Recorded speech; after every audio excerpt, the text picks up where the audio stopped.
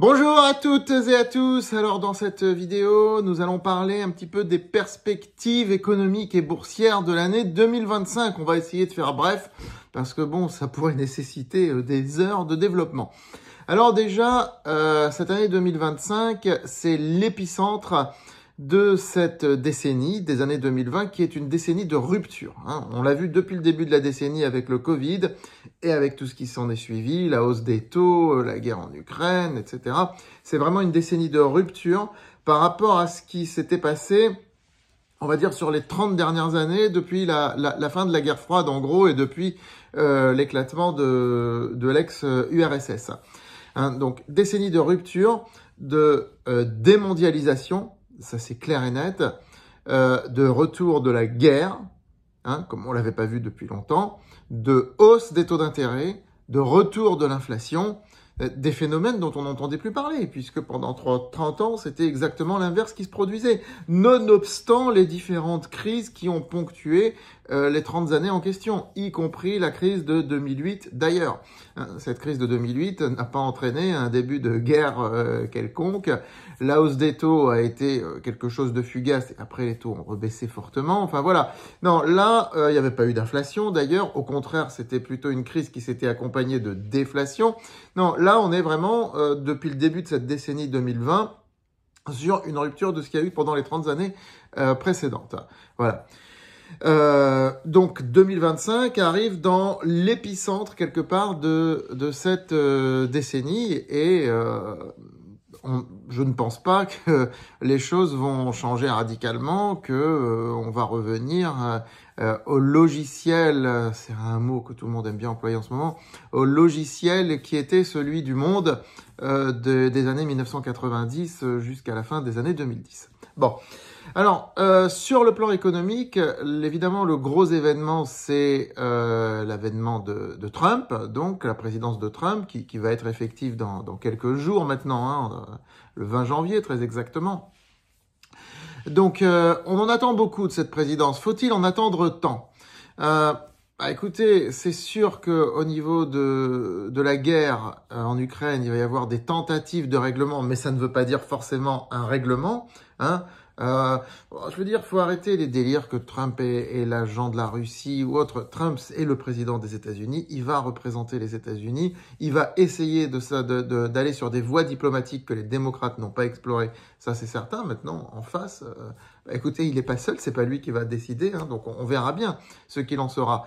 Mais toujours est-il que si on commence à regarder quelque chose qui va vous intéresser, c'est-à-dire l'or, regardez le graphique de l'or. Vous voyez que l'or n'a cessé de monter depuis le Covid, en fait. L'or n'a cessé de monter sur ces dernières années. Je pense que là, à plus de 2600 $ l'once, on arrive à un palier. Et là, je crois qu'il va y avoir un coup d'arrêt. Sauf si, évidemment, tout explose.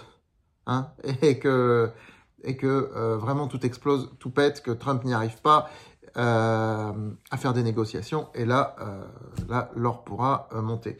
Mais quoi qu'il en soit, je pense que en dehors de ça, il va y avoir un coup d'arrêt sur la hausse de l'or. Voilà, c'est pourquoi je donnerai sur francebourse.com des recommandations par rapport à nos ETF sur l'or qui correspondent à ma vision de la suite par rapport à l'or, tout en tenant compte de l'incertitude résiduelle qui demeurera quand même. Voilà. Alors, concernant l'économie américaine, écoutez, l'économie américaine, elle va bien. Elle va bien. Maintenant, la politique trumpiste peut créer de l'inflation, va créer de l'inflation. Je vous passe les détails par rapport au coût des importations, par rapport au fait que le coût du travail aux États-Unis, c'est comme en France, il est élevé, c'est pas le coût de la main-d'œuvre qu'il y a dans les pays d'Asie du Sud-Est, donc les produits vont être plus chers forcément, puisqu'il va faire du protectionnisme. Alors, il fera pas autant que ce qu'il dit, c'est sûr, il fait jamais autant que ce qu'il dit, mais il va faire du protectionnisme pour marquer le coup. Donc, il peut y avoir de l'inflation aux États-Unis, un retour de l'inflation, ce qui pourra d'ailleurs pénaliser la baisse des taux d'intérêt dans laquelle la Fed s'est engagée depuis quelque temps. Voilà.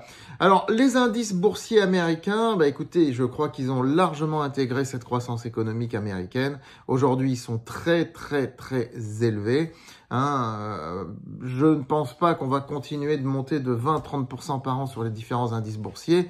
Je ne pense pas que les valeurs qui soient les plus emblématiques de la bulle, parce qu'on peut pas l'appeler autrement, de la bulle qu'il y a actuellement sur le Nasdaq, vont continuer de monter éternellement. Je veux dire Tesla, par exemple. Prenons Tesla. Mais Tesla, ça me rappelle les valorisations délirantes de la bulle Internet au début des années 2000. Mais franchement, quand on compare Tesla à Apple, je veux dire, ça n'a rien à voir. Il n'y aura pas 1/5 de la population mondiale qui sera équipée d'une Tesla, comme 1/5 de la population mondiale est équipée d'un iPhone. Hein, ce n'est pas le même prix. Et puis les Tesla restent des voitures très élitistes malgré tout. Ça reste des voitures de fans. Hein, ce ne sont pas des voitures qui vont équiper l'ensemble de la population mondiale, c'est évident. Maintenant, comme je le dis, ce qui va m'intéresser à notre échelle, c'est de regarder les valeurs françaises, vous m'entendez bien, les entreprises françaises qui ont des filiales aux États-Unis sous pavillon américain. Celles-ci, ça va être les plus intéressantes pour 2025. Pourquoi ? Parce que les mesures protectionnistes de Trump vont avantager les entreprises américaines. Et parmi elles, il y a les entreprises françaises qui ont des filiales aux États-Unis sous pavillon américain. Hein, bon, exemple Stellantis, mais il y en a d'autres. Exemple Stellantis. Enfin, Stellantis n'est pas vraiment français, c'est un conglomérat international maintenant, mais quand même principalement franco-italien. Voilà, typiquement. Ces entreprises-là vont être favorisées, forcément. Pourquoi ? Parce que sur les marchés européens, elles sont dépréciées. Donc, si elles vont être favorisées sur le marché américain par des mesures protectionnistes de Trump, l'effet de levier sur leur cours de bourse sera d'autant plus important. Vous comprenez ce que je veux dire ? Puisqu'elles sont déjà à la base très défavorisées, vu qu'elles sont sur les marchés européens qui, eux, sont défavorisés. Alors justement, j'en profite pour faire la transition par rapport au marché européen. Regardez le CAC 40 par rapport au Nasdaq sur 5 ans. Il n'y a pas quelque chose qui vous choque là, hein, ce décrochage, mais surtout sur 1 an. Alors sur 1 an, c'est flagrant. Là, depuis la crise politique que nous vivons en France, c'est complètement flagrant ce qui se passe sur 1 an sur le CAC 40. Mais il n'y a pas que par rapport au Nasdaq. Regardez le CAC 40 par rapport au DAX. Moi, ça me choque encore plus. Regardez bien. Pourquoi est-ce que ça me choque encore plus ? Parce que l'économie allemande est en récession, alors que l'économie française ne l'est pas. Ça me choque encore plus, parce que bon, l'économie américaine, elle est en pleine croissance, on le sait. En plus, c'est les États-Unis, ça attire tout le monde, comme des papillons vers la lumière. Mais l'économie allemande est en récession depuis 2 ans. C'est une récession douce, c'est pas une forte récession. C'est une récession douce, mais elle est en récession, ce qui n'est pas le cas de l'économie française, qui arrive malgré tout, le PIB français arrive malgré tout à tenir la barre. Alors, peut-être parce que nous avons un pays fonctionnalisé, je l'avais déjà dit en 2008, hein. C'est un inconvénient, mais c'est aussi un amortisseur en cas de crise, ne l'oublions pas. Un pays hyper fonctionnalisé comme la France, hyper socialisé, c'est un amortisseur en cas de crise. Ne l'oublions pas. Voilà. Non, le CAC 40, par rapport au DAX, a un vrai retard à rattraper. Par rapport au Nasdaq aussi. Hein. Revoyons l'ensemble des graphiques. CAC 40 par rapport au Nasdaq. Voilà, ça c'est sur 1 an. CAC 40 par rapport au DAX. Voilà, sur 1 an aussi. Je veux dire, le CAC 40 a quelque chose à rattraper. Hein, parce que l'économie française, d'accord, elle n'est pas géniale, mais c'est pas si catastrophique que ça non plus. Encore une fois, on n'est pas passé en récession. Donc, je pense qu'il y a un potentiel de rattrapage. Maintenant, la question, c'est si le Nasdaq venait à s'effondrer parce qu'il est survalorisé, est-ce qu'on va se prendre la baisse en pleine face ou est-ce qu'au contraire, il va y avoir une réallocation d'actifs vers le marché français ?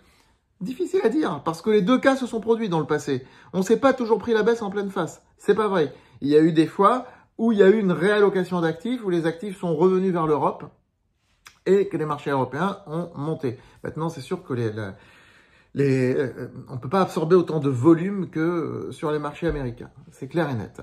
Voilà. Alors, si vous regardez les small caps par rapport au CAC 40, elles font encore pire. Donc là, c'est sûr qu'il y a un gros potentiel de rattrapage, d'autant plus que les ratios de valorisation sont souvent très faibles sur nos small caps françaises.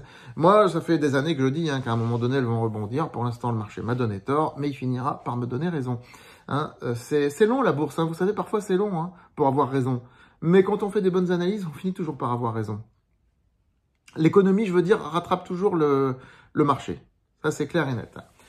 Et l'indicateur qu'il va évidemment falloir surveiller en France, c'est le taux d'intérêt, d'intérêt obligataire, le taux auquel la France emprunte. Alors, j'ai fait moult vidéos sur les obligations sur cette chaîne YouTube.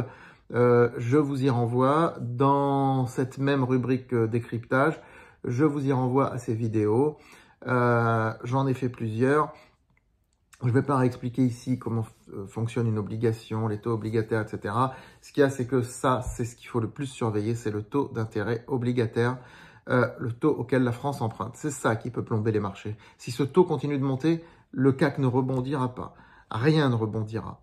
Par contre, si ce taux venait à baisser, se stabiliser minimum, mais de préférence baisser un petit peu, repasser sous la barre des 3%, là, il y aura un effet de levier, effectivement, sur le CAC 40. Mais tout ça dépendra, évidemment, de l'incertitude politique.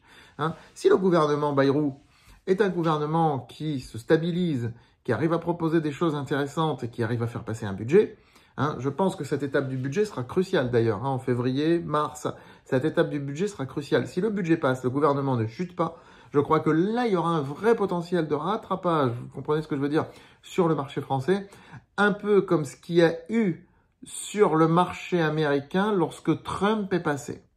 Ça, c'est très important. Voilà.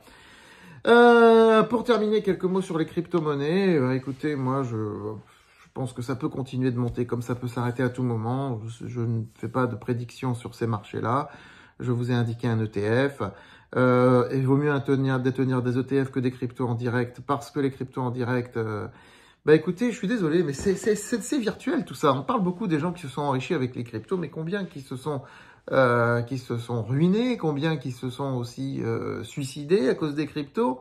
Donc, c'est bien beau de parler de ceux qui se sont enrichis, oui, il y en a. Mais je vous assure qu'ils sont peu par rapport à l'ensemble. Tout ça reste très virtuel et les cryptos sont des outils très peu liquides quand on parle de grosses sommes. Je parle pas de 1000 euros, 2000 euros, mais quand on parle de millions, c'est des outils ça reste des monnaies qui sont très peu liquides, même si elles ont leur utilité comme je l'ai déjà exposé. Voilà un petit peu pour ces perspectives. Donc, j'ai été plus long que prévu. Donc, si je résume... le taux obligataire à surveiller pour la France et le budget en février-mars, ça c'est ce qui va vraiment être le point pivot. Donc le début de l'année risque d'être encore un peu sous pression, encore un peu incertain, même s'il peut y avoir un effet janvier. Le CAC a un potentiel de rattrapage par rapport, c'est clair, en particulier au DAX, mais aussi au Nasdaq. Sur les États-Unis, je veux dire à un moment donné, les délires vont s'arrêter sur les Tesla et autres, même si l'économie américaine va aller bien, malgré tout. À avoir en portefeuille sociétés françaises qui battent sous pavillon américain et l'or, probablement un coup d'arrêt, sauf si ça pète de partout. Voilà, je vous souhaite un très bon réveillon de jour de l'an et puis je vous ferai mes vœux de bonne année, mais d'ores et déjà une très bonne année 2025.